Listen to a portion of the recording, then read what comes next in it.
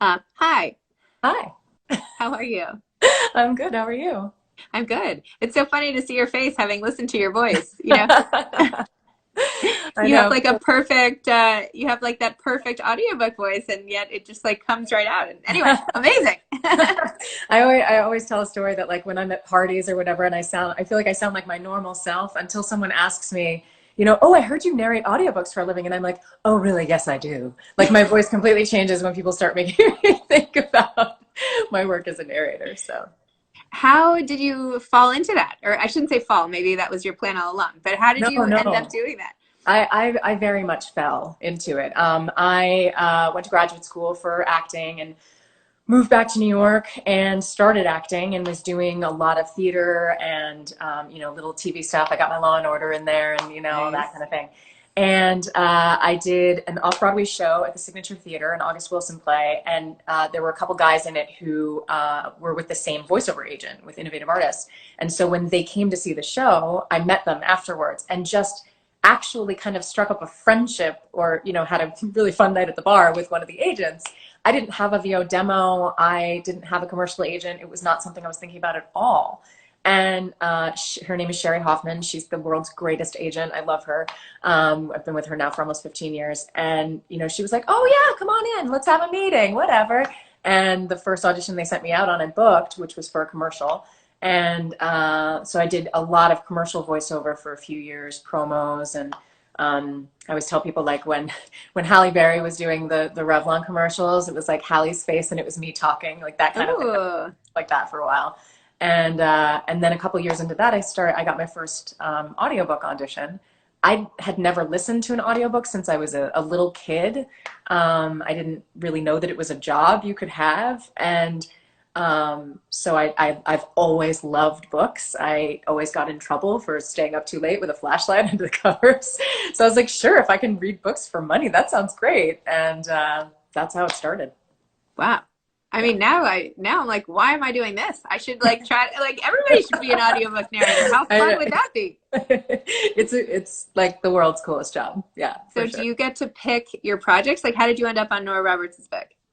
So the Nora folks came to me a few years ago, and I will be completely honest with you. I had never read a Nora Roberts book. I was not a Nora Roberts fan, and I am now a massive Nora Roberts fan. When the books come around every year, I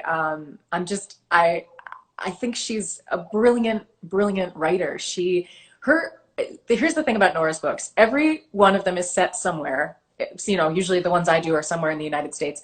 And I find myself on Zillow looking at houses in wherever the place is where her book is set because she sells these images and these scents and, these views and vistas and country roads and whatever. And it's like, oh, I really want to live there. I'm like, why do I want to suddenly live in North Carolina? Because I've been reading this book that's just so beautiful. She's an incredible writer. Her stories are fabulous. They're always topical. And also, it's interesting listening to you talk about with the other authors you had on. Her books tend to start with like a deep trauma. And they're very, I did one Shelter in Place a couple years ago, which started with a mass shooting, and the characters had to live through that, the repercussions of that. Last year, I did Undercurrents, which was dealt with a family that terrible child abuse and how that sort of, you know, carries through everyone's life.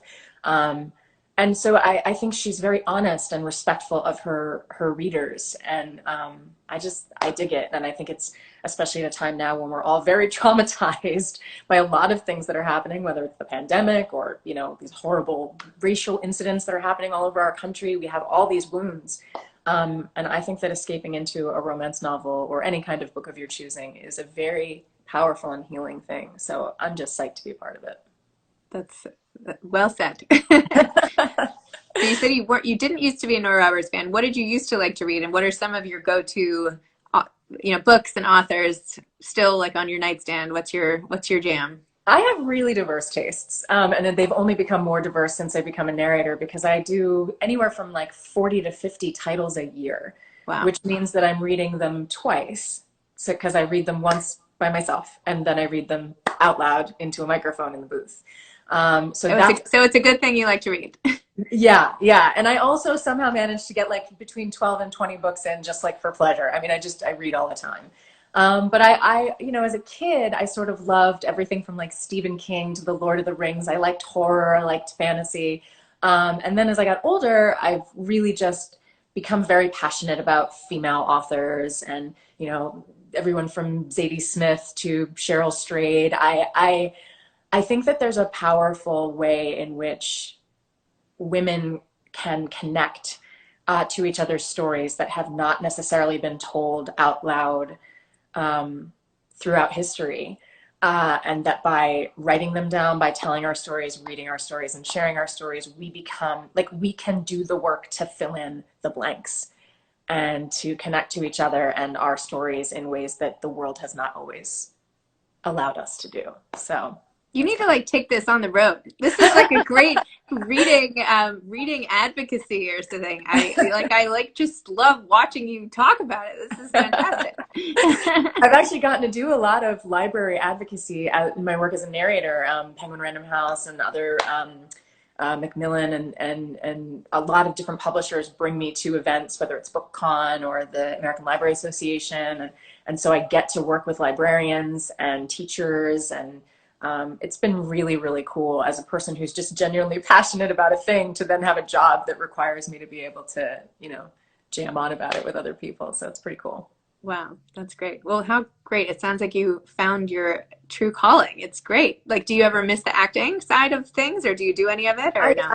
I do. I still do a lot of stage work, and I actually took a job last year as a professor at Emory University. So I teach theater to undergraduates now as well. So I'm here in Atlanta. I do a lot of stage work here. I've got hopefully I've got a gig coming up in the spring on stage here and in DC. So it's also the flexibility of this job and being able to do all the other things that I do, which is really, really cool. But I think it's made me a better actor. And I've had other friends, actor friends, who've come and seen me perform over the years, and they say, you know, like you just have this, your storytelling is so enriched by what you do. You know, when you have to sit in front of a microphone and we can't move. This is the thing that a lot of people don't realize because people are used to seeing animation voices in the booth. You know, when you're watching somebody do a Pixar thing or whatever, we can't move. We can't make a sound. We can't make a rustle. You have to wear soft clothes. And you have to be careful about how you breathe because there's a very clean sound to an audiobook. So we are sitting perfectly still and we're this close to the microphone and we're telling you the story. And it makes you an incredibly focused storyteller. I always say that like my model for what I'm doing is that I'm sitting in the backseat of a car on a long road trip and it's night and I'm telling the story to the person next to me in the back seat, but I don't want the people in the front to hear it. That's what recording an audiobook is like. And that's why it feels so intimate to listen to an audiobook. Now that the people are reading them, now that we know what you're doing. Because it's true, there's that total intimacy, I feel like, when it's in your ear and you're just, now that I know, you're like leaning forward. That's the hope. We want it to feel like we did it just for you. So. Oh, wow. Do you end up listening to audiobooks yourself, or are you still more of a hardcore book reader? It's really funny. The thing that makes me good at audiobooks is that I'm a visual learner. So when I see it on the page, I can get it out my mouth in a sort of rapid fire kind of way. I'm actually not much of an oral learner, although I listen to a ton of podcasts. But for books, I'm still very, very visual. I do listen to some and I love some. Like, I think that Trevor Noah's audiobook is maybe one of the greatest books ever because of who he is and the story he tells, and it's so personal. So I tend to listen to audiobooks when they're told by actually R. Eric Thomas, who you had on your show recently. Yeah. His audiobook is fabulous. And he's a moth guy too. I was going to say, you know what? I was going to say that to Catherine, and then I was like, I hope I don't want to make a mistake in case I'm wrong, but I was so sure he was. So absolutely. Yeah, I think he's the Philly host. Yes. So I like listening to people tell their own stories in audiobooks. That's pretty much like my favorite way to do it. But I'm really glad that people like to listen to me tell other people's stories in audiobooks. You know, this whole like conversation today from the first guest to you is just like reinforcing how much people just thrive hearing stories, either from their mouths directly, from a medium, which is what you're, you know, intermediary source. Like in every way, we just crave that. We need that. As humans, we just need the stories. And there are all these innovative ways to deliver them. But at the end of the day, it's really just we all want to be told a story. And that's it.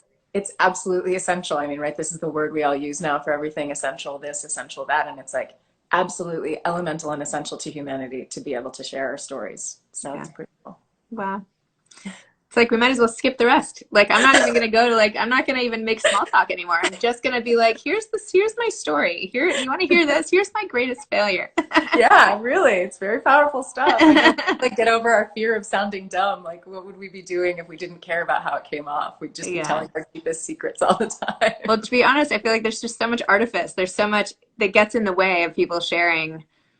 People are so much more willing to share on the page than they are with the person next to them. But if you write it down and hand it to them and they read it, that's somehow okay. But you would never like tell them, like, oh, hey, listen to what happened when I was 4. I don't know. It's really Yeah. interesting. There's Anyway, a, yeah, there's a protective layer, I think. And I think that's also why, like, I've read audiobooks for people that, it feels very intimate. You can tell when you're telling someone's story that they wrote it in another way. But, it's being able to share that experience I just think it's awesome. it is awesome. Oh, well, thank you. I'm so glad we connected. This has been such a joy. And now in Thank the back of you. my head, I feel like next time I need to recruit somebody to like get on a soapbox and sell the idea of reading and books and whatever. Like you are my go-to person. So I'm so glad I met you. Please reach out. I'm happy to do it anytime, anywhere. Okay. All right. Bye, January. Have a great day. And Care. thanks for coming on. Thank you. Stay safe. You too.